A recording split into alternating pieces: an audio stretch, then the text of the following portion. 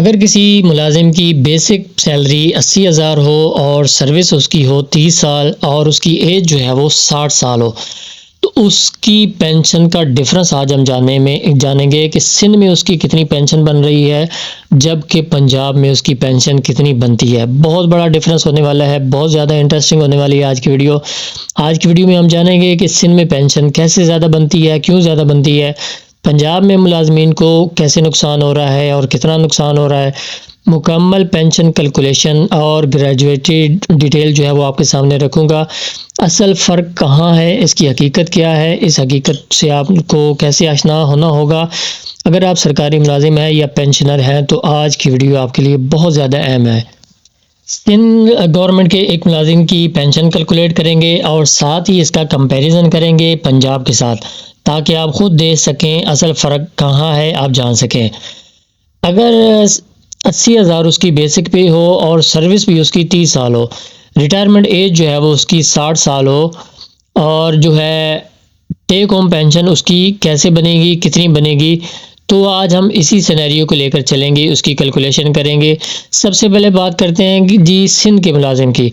अगर किसी मुलाजिम की सैलरी, ये सिंध की बात हो रही है, उसकी बेसिक पे हो 80,000 रुपये, उसकी सर्विस हो 30 साल और उसकी रिटायरमेंट एज हो वो 60 साल की, 60 साल की एज में वो रिटायरमेंट ले रहा है, तो उसकी पेंशन कुछ जो इस तरह से बनती है।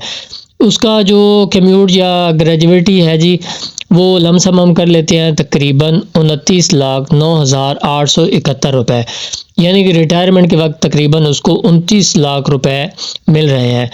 जबकि मेडिकल अलाउंस उसको है जो 11,375 रुपये, ये नॉन गज़टेड है, मिल रहे हैं।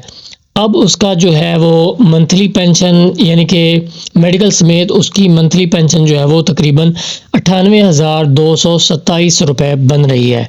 यानी सिंध का मुलाजिम लमसम तकरीबन 29 लाख और माहाना तकरीबन 98,000 रुपये पेंशन जो है वो उस पर रिटायरमेंट लेगा।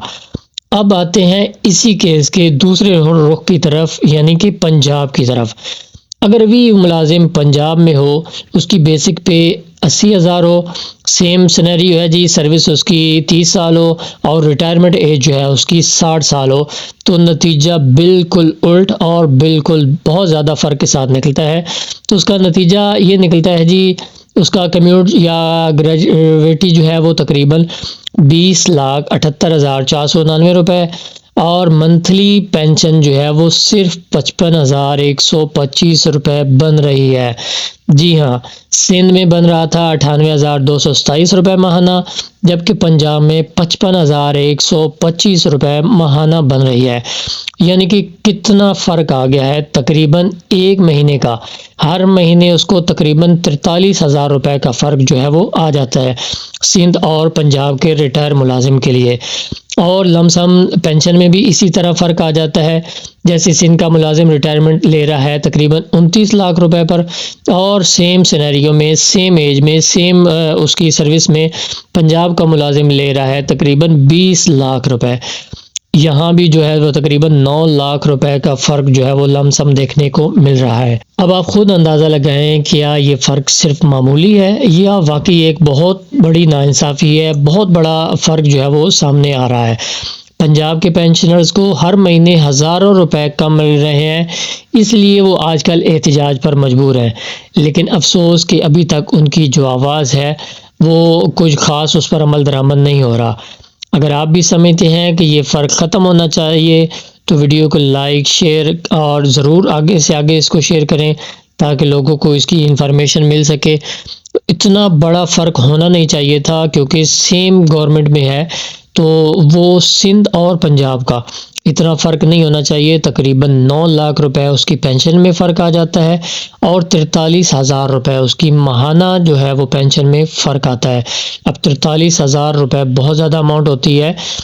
एक ही तरह की उन्होंने, एक ही उम्र का हिस्सा उन्होंने दिया है मुलाजमतों को, लेकिन पंजाब में बहुत कम जो है वो इसमें डिफरेंस है सिंध की बनिस्बत।